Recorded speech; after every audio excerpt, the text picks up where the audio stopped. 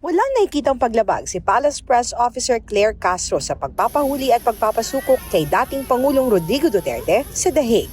Ito'y kasunod ng payag ng dating Pangulo na hindi siya dadalo sa confirmation of charges sa International Criminal Court at iginiit na wala umanong jurisdiksyon ang tribunal sa kanyang bilang isang Pilipino. Pero ayon sa Malacanang, malinaw na naaayon sa batas ang hakbang ng pamahalaan. Ang pagpapadala po sa dating Pangulong Duterte sa ICC or sa The Hague ay ayon po sa batas. RA 9851, maliwanag ang sinasabi sa Section 17 na kapag ang isang kaso o isang complaint ay dinidinig na sa isang state o international tribunal or court, maaari pong i-dispense with na ng gobyernong ito ang anumang pag-iimbestiga at hayaang magpatuloy ang pag-iimbestiga sa nasabing state or international tribunal. At yun po ang ginampanan at yun ang naging paraan ng gobyernong ito para po makamtan ang sinasabi nating hustisya ng mga nag-complain or kahit po ang akusado. Pinipensahan din ng palasyo ang paggamit ng pondo ng bayan kung ito man ay ginamit sa pagpapalipad ng private jet patungong The Hague. Kung taxpayer po ang ginamit ito lang po ay naaayon sa batas dahil gumaganap lang po ang gobyernong ito sa kanyang katungkulan, maliban po sa sinabi nating pag-cooperate with the Interpol, pagpapatupad ng batas na RA 9851, meron din pong residual obligation ang administrasyon na ito upang ipatupad ang dating napagkasunduan na nung tayo pa ay miyembro ng ICC o ng Rome Statute. Tumanggi naman ang Malacanang na magbigay ng eksaktong halaga ng ginastos dahil wala pa umano silang kumpletong datos. Matatandaan noong April 15, 2024 sa ika-50 anibersaryo ng Foreign Correspondents Association of the Philippines, iginiit ni Pangulong Bongbong Marcos na hindi kinikilala ng Pilipinas ang jurisdiksyon ng ICC dahil may gumagana namang hudikatura at kapulisan sa bansa. What is the rule about the ICC? When do they adopt jurisdiction? They adopt jurisdiction in a country, or they have jurisdiction in a country when no judicial system is working, is functioning, no police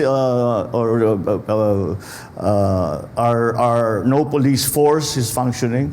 In other words, that probably there is war, and none of these issues about war crimes and all of this are being attended to simply because the administration, especially in the judiciary, especially in law enforcement, are not functioning. That is the reason why we are saying we are well within the rules. It is their rule. It is the rule of ICC that they come in when there is no judiciary. They come in when there is no police force. We have a judiciary. The Chief Justice, the former Chief Justice, sitting right here. He will explain to you how healthy and robust and active the judiciary is. The police force, I think, the same thing. So that is the reason. It is not. We are well within. We are well within international law when we take the position of not recognize the jurisdiction of ICC in the Philippines. Ngunit bakit nagbago ang posisyon ng administrasyon? Sa aking pagkakaalam at aking intindi sa sinabi ng Pangulo sa mga previous statements niya, hindi niya kinikilala ang jurisdiction ng ICC. Maliban lang kung mayroong ibang legal options or rather legal study on this. Yun ang aking huling natandaan. So ngayon, kung meron ngang batas, sinabi natin pinapairal na RA 9851 at yung ating obligasyon sa Interpol, hindi man natin kinikilala na may jurisdiction ay ICC ngayon, sa ngayon. Pero ang ICC ay nagkaroon ng jurisdiction sa mga aksyon na naganap nung tayo pa ay miyembro. At hindi po natin pwedeng iwasan yon dahil meron pong residual obligation ang administrasyon na ito.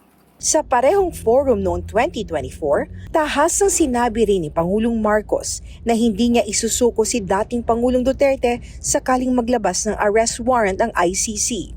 One follow-up, sir. So Yeah. if the ICC issues an arrest warrant against former President Duterte, will the Philippine government hand him over? Will we do what? Will the Philippine government hand him over if the ICC We don't issues- recognize the warrant that they will send to us. So that's a no. That's a no.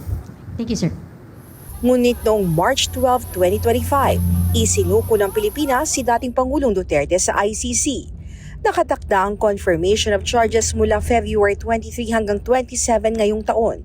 Sa isang liham, muling iginit ni Duterte na hindi niya kinikilala ang jurisdiksyon ng ICC at hindi siya dadalo sa pagdinig. Sa gitna ng magkakaibang pahayag noon at ngayon, nanindigan ng Malacanang, ang hakbang ng pamahalaan ay naaayon sa batas at bahagi ng international obligation ng bansa. Para sa Diyos at Pilipinas kumahal, ito si Hannah Jane Sancho, SMNI News.